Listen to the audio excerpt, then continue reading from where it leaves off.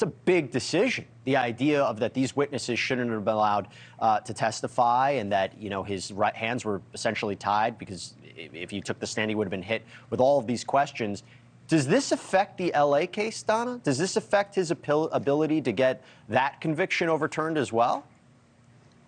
I think it does. I think, Jesse, if you look at what happened in LA, when you seat a jury of 12 people in a courtroom, and that courtroom knows that another court has convicted you, right? You'd have to live under a rock if you didn't know that Harvey Weinstein was convicted in New York. When we tried to pick a jury in New York, there wasn't one person out of the thousands of people that we questioned that did not know who he was and did not know about this circumstance. So in Los Angeles, that jury knew that Harvey Weinstein had already been convicted of a crime. How does that not change the way they look at the evidence and the lens at which they look at the evidence? On top of that, you have to look at the sentence. And when the judge sentenced him, I'm sure the judge took into consideration the fact that he was sentenced somewhere else. So he didn't walk into the court in LA as someone with zero background. So that affects your sentence. So I think it will have to affect the appeal in LA. And I think, from what I understand, the appellate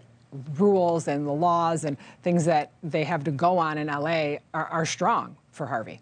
Well, Arthur, let's talk about New York, right? Because the million-dollar question now is he going to be retried? And we have to be clear about this, right?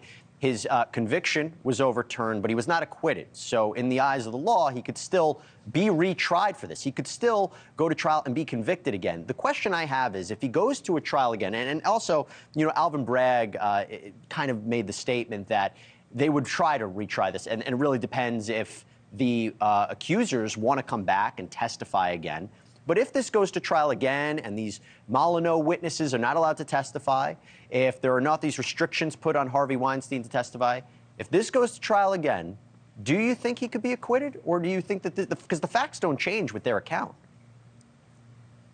Yes. Well, to answer the exact question you asked me, whether I think he could be acquitted, absolutely.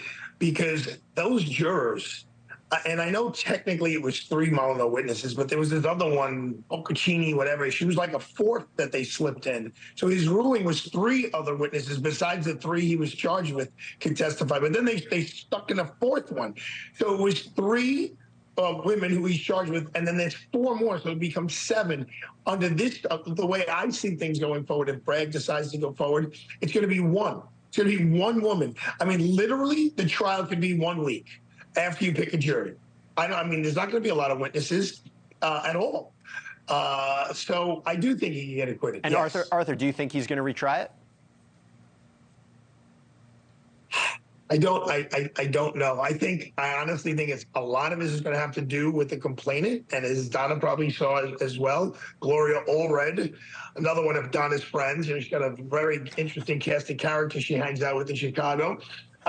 She has said that she spoke to the woman, Mimi Haley, and she, quote unquote, would consider testifying again. And let's be clear. So I think Alvin Bragg will be guided by her. It would be very tough, right? They would have to go back, relive this, face cross-examination. But Donna, I want to go back to something that we didn't get addressed before.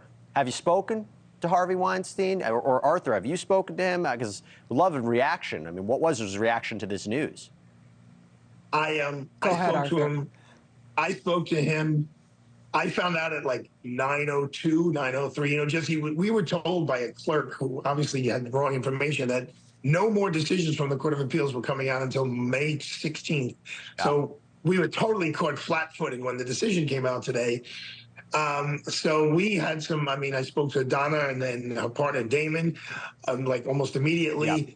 So around 10 o'clock, Harvey called me, and, you know, he was profuse with the thank yous and right. Thank God. And, you know, what he said, you know, from day one, how innocent I was. I always said I was innocent. I said at the trial I was innocent. Today, again, I say I'm innocent, and now I'm going to get to prove my case fairly.